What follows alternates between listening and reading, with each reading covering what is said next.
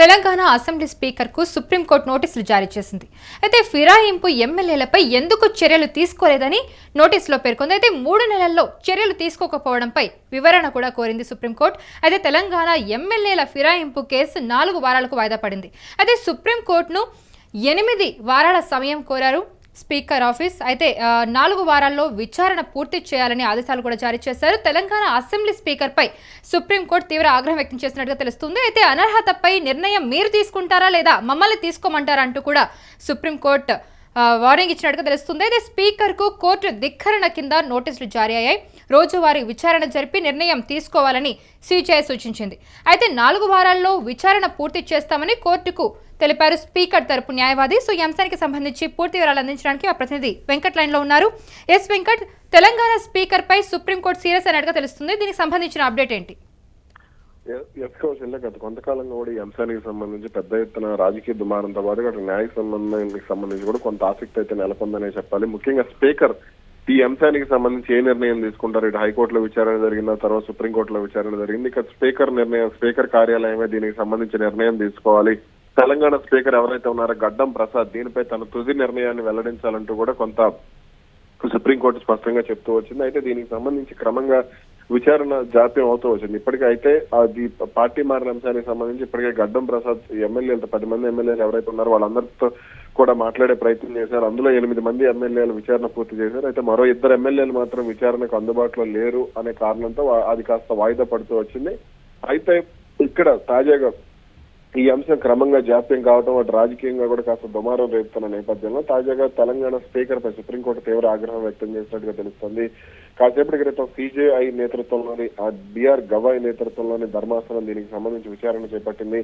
అనర్హతపై మీరు నిర్ణయం తీసుకుంటారా లేదంటే మేమే తీసుకోవాలా, ఎందుకు అసలు జాప్యం చేస్తున్నారు దానికి అంటూ కూడా ఆగ్రహం వ్యక్తం చేసింది. అలాగే గడ్డం ప్రసాద్ తెలంగాణ స్పీకర్ ఎవరైతే ఉన్నారో ఆయనకు కోర్టు ధిక్కరణ కింద నోటీసులు కూడా జారీ చేసిన పరిస్థితి. దీనికి సంబంధించి 4 వారాల్లో పూర్తి సమాధానం చెప్పాలంటూ కూడా తెలంగాణ స్పీకర్ కు సుప్రీంకోర్టు ఆదేశాలు ఇచ్చింది. అలాగే దీనికి సంబంధించి మరింత జాప్యం జరగకుండా అంటే నిర్ణయానికి సంబంధించి ఆలస్యం కాకుండా విమర్శలకు వేదిక కాకుండా ఉండేందుకు రోజువారీగా విచారణ జరిపి నిర్ణయం తీసుకోవాలంటూ కూడా స్పష్టం చేసింది సిజేఐ ధర్మాసనం.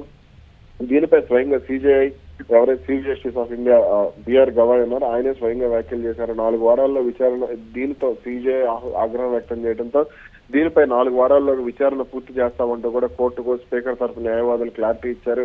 ఇక దీంతో ఈ 4 వారాల సమయం అంటే మళ్ళీ వచ్చే నెల 17వ తారీఖున దీనికి సంబంధించి విచారణ అయితే జరగనుంది. అప్పట్లోగా విచారణ పూర్తవుతుందా లేదా విచారణ పూర్తయితే ఎమ్మెల్యేలపై అనర్హత పడుతుందా లేదా అనేది అయితే చూడాలి.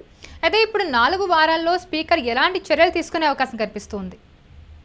అయితే దీనికి సంబంధించి మనం అంటే ఒక నిర్ణయానికి రాలేని పరిస్థితి ఉంది. ఎందుకు అని అంటే ఇప్పుడు స్పీకర్ ఆ నిర్ణయం తీసుకుంటే అది గతంలో ఎందుకు తీసుకోలేదనే ప్రశ్న కూడా లేవనెత్తే అవకాశం ఉంది.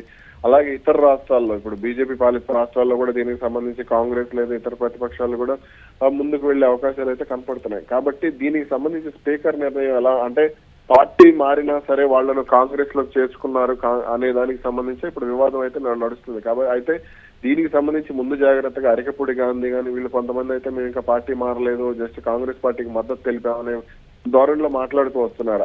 అదే మరికొంతమంది అయితే కాంగ్రెస్ లోనే కొనసాగుతున్న పరిస్థితి ఉంది. కాంగ్రెస్ జెండాలు వేసుకుని తిరుగుతూ వస్తున్నారు. అయితే అటు ఆంధ్రప్రదేశ్ విషయంలో కాస్త భిన్నంగా జరిగింది. మనం చూస్తే 2019 తర్వాత వల్లభనేని వంశీ కానీ లేదా కరణం బలరాం కానీ అలాగే మద్దాలి గిరికి కానీ వీళ్ళందరూ కొంతమంది అయితే పార్టీ నేరుగా మారకుండా వైసీపీకి పరోక్షంగా పనిచేయటం, అదేవిధంగా గెలిచిన పార్టీని తిట్టడం ఇవన్నీ కూడా సహజంగా చూసాం. కాబట్టి ఇక్కడ మరి ఏం జరగబోతుంది స్పీకర్ ఈ అంశాలన్నింటినీ అంటే ఇతర రాష్ట్రాల్లో జరిగినటువంటి పరిణామాలను చూసి ఆయన నిర్ణయం తీసుకుంటారా లేదా అనే దానికి సంబంధించి చూడాలి. అయితే ఈ వ్యవహారంలో ఖైరతాబాద్ ఎమ్మెల్యే ఎవరైతే ఉన్నారో దానం నాగేందర్ ఆయనపై అయితే ఖచ్చితంగా వేటుపడే అవకాశాలు ఉండవచ్చు. ఎందుకంటే ఆయన కాంగ్రెస్ నుంచి ఎంపీగా పోటీ చేశారనే ఆరోపణ కూడా ఉంది. కాబట్టి దీనికి సంబంధించి ఏం జరుగుతుంది అనేది చూడాలి. అయితే కాంగ్రెస్ లో మరికొంతమంది బీఆర్ఎస్ ఎమ్మెల్యేలు చేరబోతున్నారంటూ కూడా ప్రచారం జరుగుతుంది. ఒకవేళ అలా జరిగితే గనక ఈ కేసులో ఎలాంటి మలుపులు చోటు చేసుకునే అవకాశం కనిపిస్తుంది? అయితే ఈ స్పీకర్ తీసుకునే నిర్ణయం ఆధారంగానే ఎవరైతే బీఆర్ఎస్ ఎమ్మెల్యేలు సాధారణంగా బీఆర్ఎస్ ఎమ్మెల్యేలు దాదాపు 6 నుంచి 7 వరకు 8 మంది వరకు కూడా పార్టీ మారే ఆలోచనలో ఉన్నారు అనే ప్రచారం అయితే గత కొంతకాలంగా జరుగుతూ వస్తుంది. కానీ దీనికి సంబంధించి ఒక స్పష్టమైన క్లారిటీ లేదు. అంటే ఒకవేళ తాము పార్టీ మారితే అనర్హత వేటు పడుతుంది, మళ్ళీ ఉప ఎన్నికలు జరిగితే మేము గెలుస్తామా లేదా అనే ఆందోళన కూడా ఒక ఇంత వారిలో ఉంది. కాబట్టి దీనికి సంబంధించి వాళ్ళు ఏ విధంగా కూడా ముందుకెళ్ళలేని పరిస్థితులు నెలకొన్నాయి. కాబట్టి స్పీకర్ నిర్ణయం తర్వాతనే వాళ్ళు పార్టీ మారతారా లేదా బీఆర్ఎస్ లోనే కొనసాగుతారా అనేది కూడా చూడాల్సి ఉంది. మరికొంతమంది అయితే బీజేపీలోకి కూడా వెళ్లే ప్రయత్నం చేస్తున్నారనే ప్రచారం కూడా జరుగుతుంది. గంగుల కమలాకర్ అయితే కాంగ్రెస్ లోకి వెళ్లే ప్రయత్నం చేస్తున్నారంటూ కూడా వార్తలు వస్తున్నాయి. మరి ఏం జరగబోతుంది భవిష్యత్తులో అనేది చూడాలి. ఒకవేళ ఇప్పుడు ఫిరాయింపు ఎమ్మెల్యేలపై చర్యలు తీసుకుంటే కనుక అసెంబ్లీలో శక్తి స్థితి మారే అవకాశాలు ఏ విధంగా ఉంటాయి? అంటే ఎవరికి నష్టం, ఎవరికి లాభం చేకూరే అవకాశం కనిపిస్తుంది? ఖచ్చితంగా దీనికి సంబంధించి అంటే కాంగ్రెస్ కి అనుకూలంగా ఉండే అవకాశం అయితే స్పష్టంగా కనబడుతుంది. ఎందుకు చెప్తున్నానంటే జూబ్లీ హిల్స్ ఉప ఎన్నికల తర్వాత పరిస్థితి మారిపోయింది. రేవంత్ రెడ్డి కూడా పెద్ద ఉప ఎన్నికలకు భయపడే పరిస్థితి ఏం కనబడట్లేదు. ఎందుకనంటే జూబ్లీ హిల్స్ ఉప ఎన్నికల్లో పక్కాగా గురిపెట్టి కొట్టారు రేవంత్ రెడ్డి. భారీ మెజారిటీ వచ్చింది. కాబట్టి అక్కడ ఉప ఎన్నికలు వచ్చినా సరే 10 అసెంబ్లీ స్థానాల్లో కాంగ్రెస్ ఒక 10 మంది ఎమ్మెల్యేల మీద అనర్హత వేటపడినా సరే రేవంత్ రెడ్డి భయపడే సంకేతాలు అయితే పెద్దగా ఏం కనపడటం లేదు. ఎందుకంటే తనకు ఒక క్లారిటీ ఉంది. ఉప ఎన్నికలు వస్తే తాను ఏం చేయాలి, తాను ఏ విధంగా రాజకీయం చేయాలి అనే దానికి సంబంధించి రేవంత్ రెడ్డి ఒక పక్కా క్లారిటీతోనే ఉన్నారు.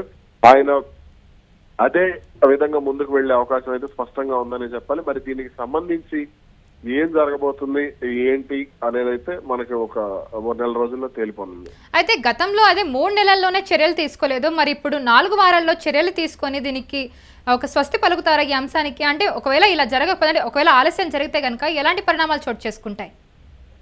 ఆలస్యం ఇప్పుడు సుప్రీంకోర్టు ఆలస్యం జరిగినందుకే సుప్రీంకోర్టు ఆగ్రహం అంటే ఇది 3 నెలల్లో కూడా చర్యలు తీసుకోలేదు. మరి ఇప్పుడు 4 వారాలకి టైం ఇచ్చారు కదా, 4 వారాల్లో మరి దీని మీద చర్యలు తీసుకుంటారా? అంటే కన్ఫర్మ్ గా 4 వారాలకి ఇదంతా కూడా కంప్లీట్ గా అయిపోతుందా ఈ అంశానికి సంబంధించి? రోజువారీ విచారణ జరగటం లేదనేది సుప్రీంకోర్టు ఆగ్రహం. అందుకే ఆలస్యం అవుతుందంటూ కూడా సిజేఐ ఎవరైతే ఉన్నారు బిఆర్ గవాయ్ ఆయన ఆగ్రహం వ్యక్తం చేశారు. రోజువారీ విచారణ మీరు ఎందుకు జరపడం లేదంటూ కూడా ప్రశ్నించారు. కాబట్టి మేము ఇక్కడి నుంచి రోజువారీ విచారణ జరపాలి అంటే ఎప్పుడో వారానికి ఒకసారి 2 సార్లు విచారణ జరపడం, వాళ్ళని పిలిచి ఒకరిద్దరిని పిలిచి మాట్లాడటం, దానికి సంబంధించి ఒక పూర్తి నివేదిక లేకపోవడం, వాళ్ళు ఏం చెప్పారో క్లారిటీ లేకపోవడం, ఇవన్నీ కూడా జరుగుతూ వస్తున్నాయి.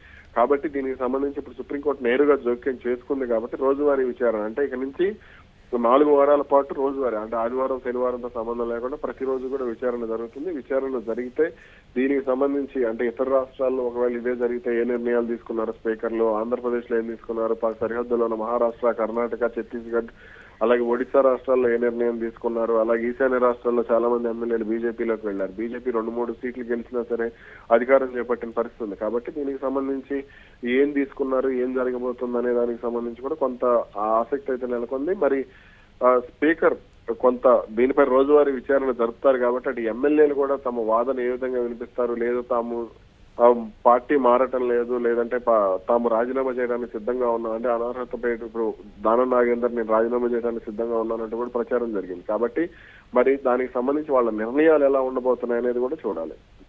Right Venkat, thank you so much for the information. Yes, Telangana assembly speaker కు సుప్రీంకోర్టు సీరియస్ అయింది. సుప్రీంకోర్టు అయితే సీరియస్ అయినట్టుగా తెలుస్తుంది తెలంగాణ స్పీకర్ మీద. అయితే ఫిరాయింపు ఎమ్మెల్యేలపై ఎందుకు చర్యలు తీసుకోలేదంటూ కూడా నోటీసులో పేర్కొంది. 3 నెలల్లో చర్యలు తీసుకోకపోవడంపై ఒక వివరణ కూడా కోరింది సుప్రీంకోర్టు. అయితే తెలంగాణ ఎమ్మెల్యేల ఫిరాయింపు కేసు 4 వారాలకు వాయిదా పడింది.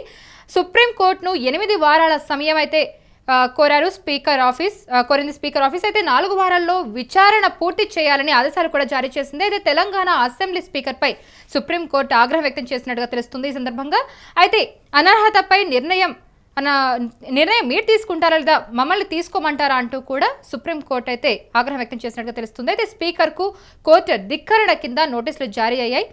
రోజువారీ విచారణ జరిపి నిర్ణయం తీసుకోవాలని సిజేఐ సూచించింది. అయితే 4 వారాల్లో విచారణ పూర్తి చేస్తామని కోర్టుకు స్పీకర్ తరపు న్యాయవాది తెలపడం జరిగింది.